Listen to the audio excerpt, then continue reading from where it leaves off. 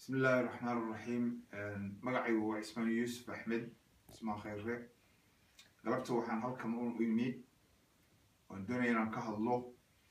أنا بقول الله أفكا دتكا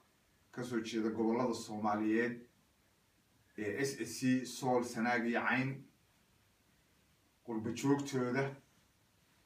تجن يوروب UK أستراليا North America iyo kuwa gudaha joogaba waxaan doonaynay ismada iyo waxgaradka iyo cuqaasha intaba afkooda aniga ku hadlaya waxaan doonaynay galabta inaan halkan ka cadeyno oo fariin u diro Dowladda Federalka ee Soomaaliyeed maamul goboleedyada Soomaaliya ka jira dhamaantood dowladaha dariska ee Itoobiya iyo Kenya waxaan leenahay Dowladda Federalka ninka la yiraahdo Ali Khaliif Galeyd oo hadda xamar jooga sheegtana magaca dadka ka soo jeeda gobolada waqooyi ee Sool iyo Sanaag iyo gobolka Cayn SSC wata magaca la yiraahdo Khaatumo waxaan u sheegnaa Dowladda Federalka si xurmad leh maamul goboleedka Puntland si xurmad leh كجبلان سي حرمد له كل الصوماليات يجيجيجا سي حرمد له دولة إثيوبيا سي حرمد له سومالي لان سي حرمد له قلمذوب بنادر هي دولة فدرال كعبة مع علي خليف قليد إن آنو متلين وآنو وكيل كأهين وآنو مدحوينة معمول قبلات oo cid dooratay ahayn cidna aan wakiil ka ahayn baanu u sheegaynaa Soomaali oo dhan ninkaas waa nin Soomaaliyeed wasiirna ahaan jiray ra'iisul wasaarena ah soo maray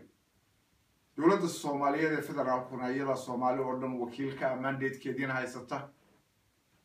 wixii gaar ah isaga gaar loogula dhaqmayo ama loogula dhilgareynayo cidii la dhilgareynaysa iyada u taala magaca Khaatume ee uu sito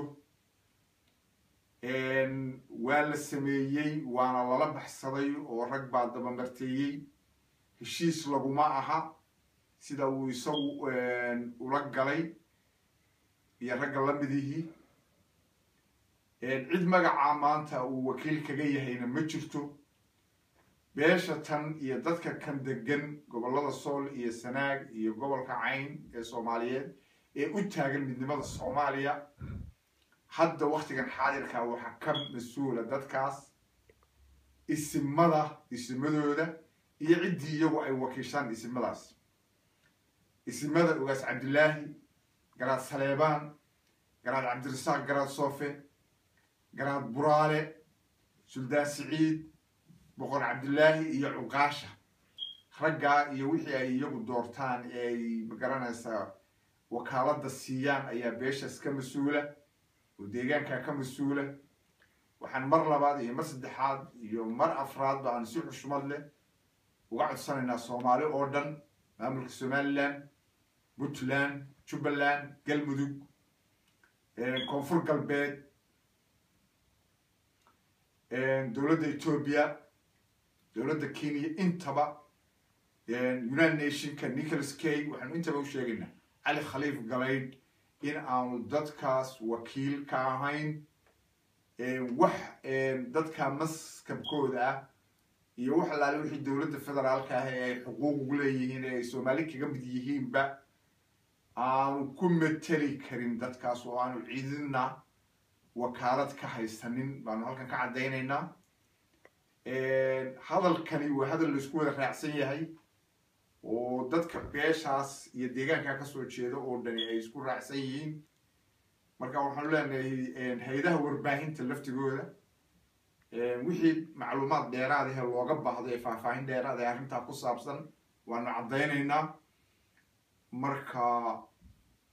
Allahumma ballaqtu Soomaaliya wadogtihiin waa idin soo gaarsiinay waa sheegnay reer Buuhoodle waxaan leeyahay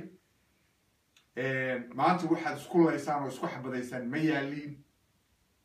cid idin maqan oo xamar idin jirta oo idin maqanina ma jirto